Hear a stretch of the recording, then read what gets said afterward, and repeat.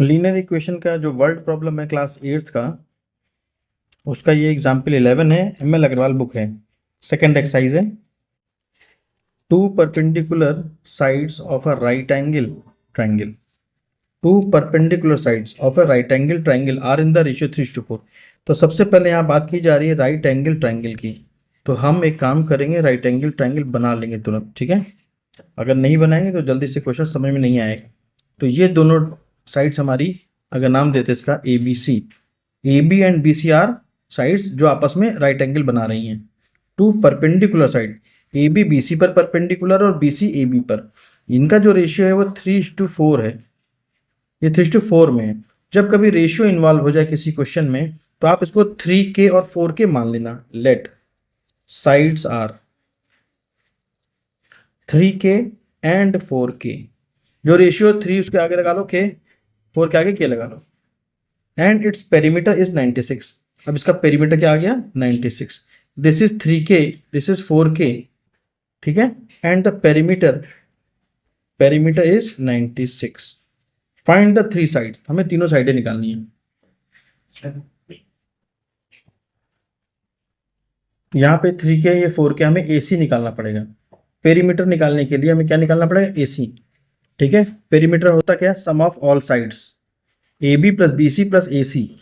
तो AB मालूम है, BC मालूम है, AC नहीं मालूम है। तो AC निकालने के लिए by using the Pythagoras theorem, AC square is equal to AB square plus BC square.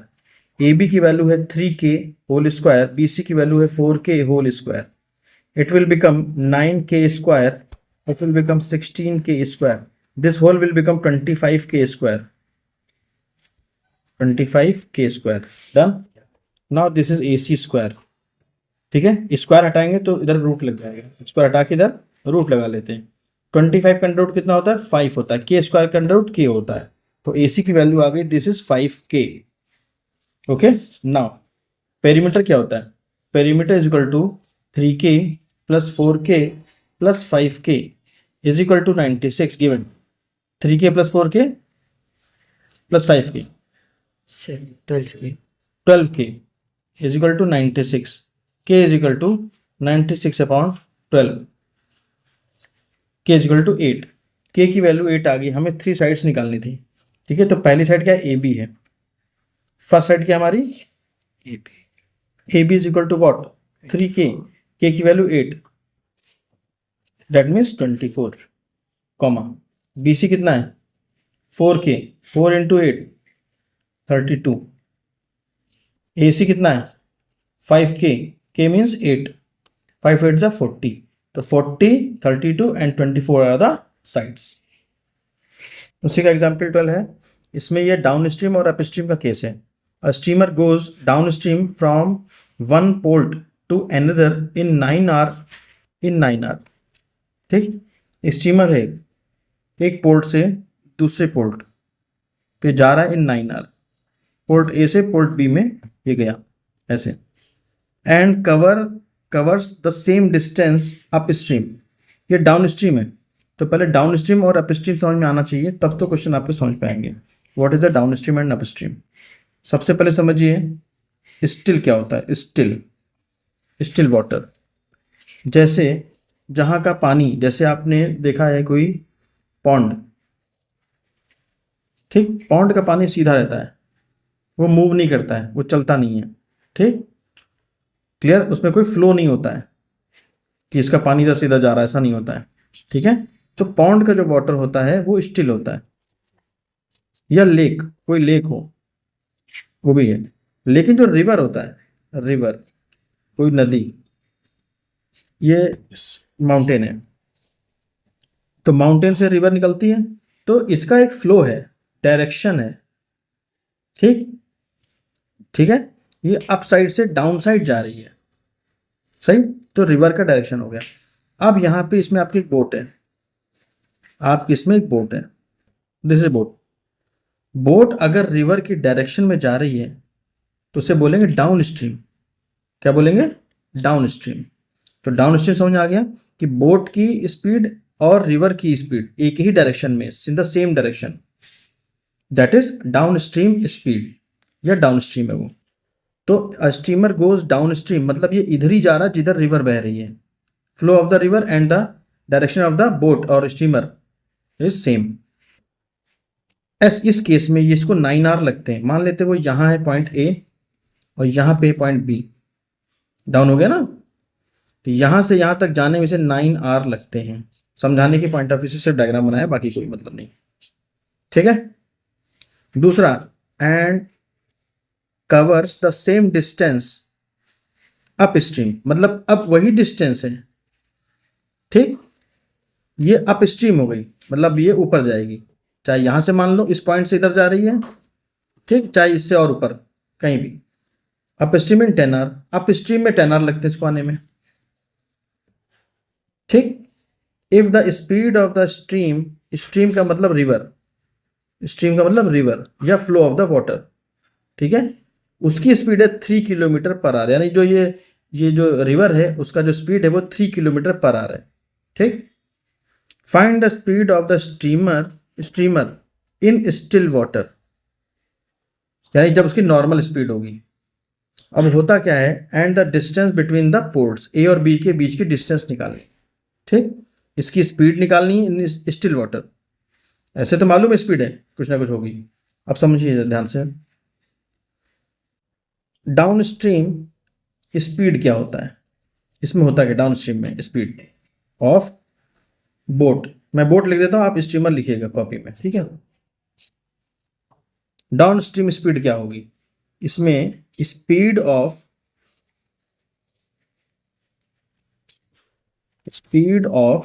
Boat plus speed of stream या रिवर, मैं रिवर लिख देता हूं। ठीक, दोनों की स्पीड को जोड़ देते हैं तो डाउन स्ट्रीम स्पीड आ जाती है बोट की। क्यों ऐसा होगा, देखो ये रिवर है, फ्लो कर रही है, इसकी स्पीड है मान लेते हैं यहाँ पे 3 किलोमीटर दिया गया है पर आवर, इसी में बोट रखी है, तो बोट की भी तो स्पीड होगी कुछ, स्टिल वाटर मतलब पानी जब रुका हुआ है वो फ्लो नहीं कर रहा है, तो स्टीमर की स्पीड होगी कुछ, है ना। वो स्पीड जब इस पानी में फ्लो करेगा ये, तो दोनों का स्पीड मिलाकर के ऐड हो जाता है, टोटल स्पीड बन जाती है इसकी। तो डाउन स्ट्रीम में दोनों स्पीड ऐड हो जाती है, ठीक है, इसलिए मैंने प्लस लगाया है। क्लियर। तो सबसे पहले speed of the boat in still water, इसको हम अज्यूम कर लेते, this is x, this is x. ठीक, स्पीड ऑफ द रिवर कितनी की दी गई है, 3 गिवन है। दिस किलोमीटर पर आवर, ये स्पीड हो गई हमारी किलोमीटर पर आवर। ये किसकी स्पीड हो गई, बोट की downstream speed, downstream speed of the boat that is x plus 3 kilometre per hour. अब जो अपस्ट्रीम स्पीड होगी, अपस्ट्रीम स्पीड ऑफ बोट, इसमें रिवर बोट की स्पीड में से रिवर की स्पीड माइनस हो जाती है। ठीक, एक्स -3 हो जाएगा बस किलोमीटर पर आवर। क्यों ऐसा, जब ये ऊपर चलेगी तो इसकी स्पीड कम हो जाएगी ना, थोड़ी थोड़ी, उतना फ्लो नहीं कर पाएगी, उतना आगे नहीं जा पाएगी। तो ये समझ आ गया, कॉन्सेप्ट क्लियर हो गया। ठीक है, अब देखिए ध्यान से, डाउन स्ट्रीम हो गया और अप स्ट्रीम हो गया, दोनों स्पीड मालूम, स्पीड है, टाइम भी मालूम है 9 आवर। जब ये ए से लेके बी तक दैट इज डाउन स्ट्रीम है, केस वन जब ये डाउन स्ट्रीम है, डाउन स्ट्रीम में स्पीड मालूम है और आपको टाइम मालूम है, क्या डिस्टेंस निकाल सकते हैं। स्पीड इज इक्वल टू होता क्या है, डिस्टेंस अपॉन टाइम। ठीक है, स्पीड कितनी है, x+3, इसी में रख देते हैं, इसी फॉर्मूले में x+3। डिस्टेंस कितनी मान लेते डिस्टेंस की ए बी है, ए से बी तक ए बी डिस्टेंस है। टाइम कितना लगा, 9 आवर लगा। टाइम कितना लगता है, 9 आवर। कोई कंफ्यूजन, पक्का। दूसरा, सेम डिस्टेंस है, डिस्टेंस सेम ए बी है, अप स्ट्रीम इन 10 आवर। अब अप स्ट्रीम एक तो इक्वेशन बन गई डाउन स्ट्रीम के हिसाब से, फिर अप स्ट्रीम में स्पीड इजिकल टू डिस्टेंस वही रहेगा, टाइम कितना है, 10 आवर हो गया, आर लिखने की जरूरत नहीं है, बस 10। तो ये एक डाउन स्ट्रीम में इक्वेशन बनी और एक अप स्ट्रीम में, इन दोनों को सॉल्व करके हमें एक्स और ए बी की वैल्यू निकालनी है। ठीक है, ध्यान से देखिए, 9 इधर चला जाएगा, ठीक,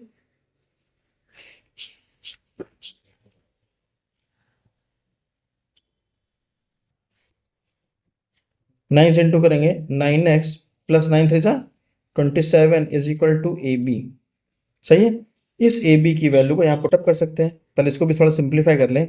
10x minus 30 is equal to A B, cross multiply हो गया, 3 से 10 का 30, x का 10x।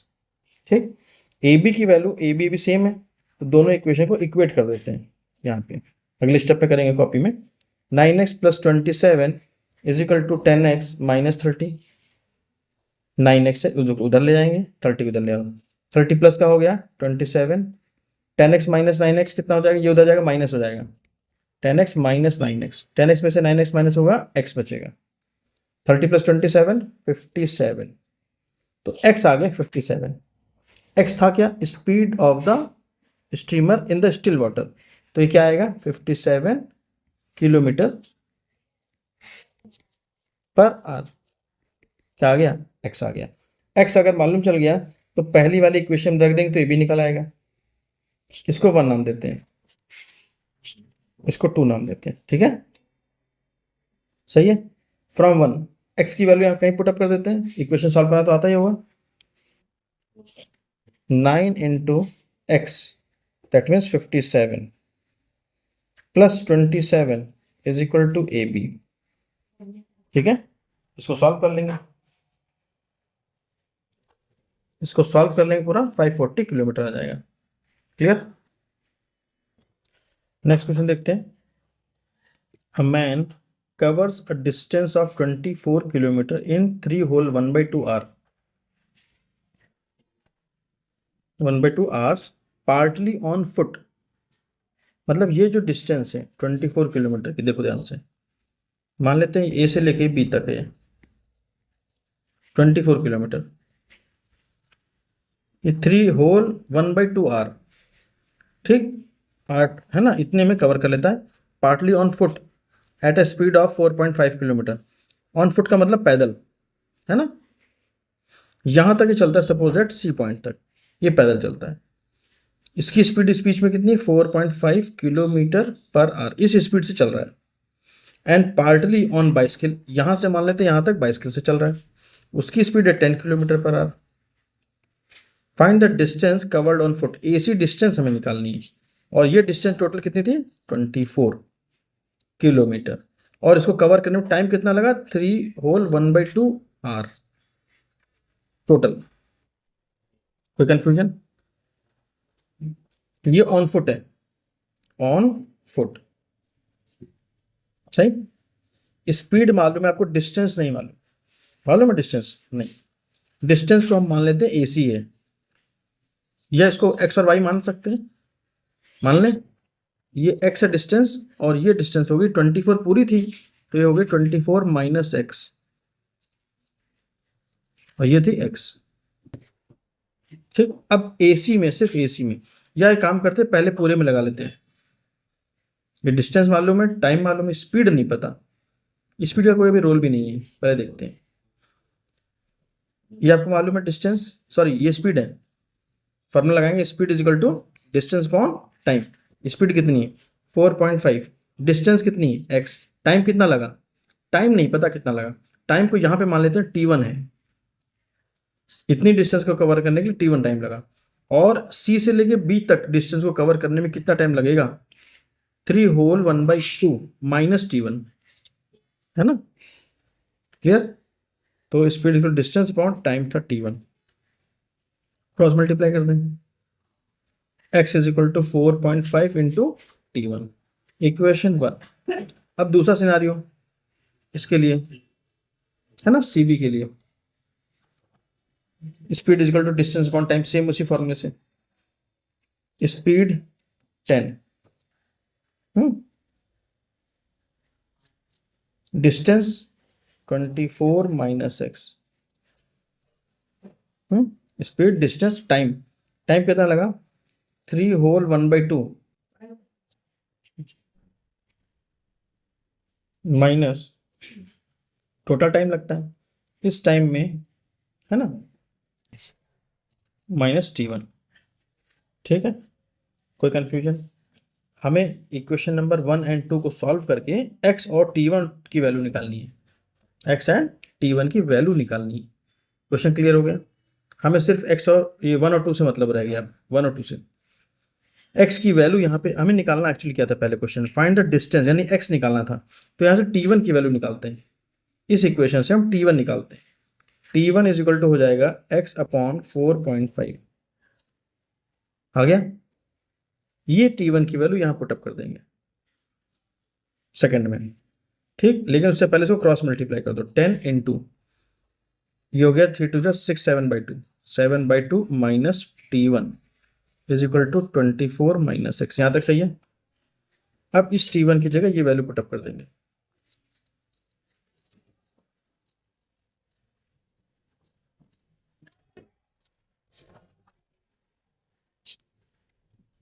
क्लियर? 10 से इंटू कर दें, ये हो गया 3.5 हुआ था, 3.5 में 10 इंटू 35 हो जाएगा ये। इसका इंटू करोगे 10x upon 4.5, 24 minus x. X वाले एक तरफ कर लो, नंबर एक तरफ कर लो। 24 को इधर ले, उसको इधर ले आते हैं। 35 माइनस 24 इज इक्वल टू, यहाँ पे पहले से माइनस एक्स है, इसको उधर ले जाएंगे, 10x हो जाएगा, माइनस का प्लस का हो जाएगा।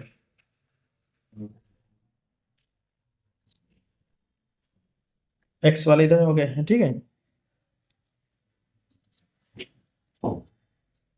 एलसीएम ले लेंगे 4.5, ठीक। 10x माइनस 4.5x, ठीक है। कोई कंफ्यूजन तो नहीं? 10x में से 4.5x माइनस होगा, कितना बचेगा? 5.5x, और 11 था, इसका इंटू इधर क्रॉस मल्टीप्लाई कर देंगे, ठीक।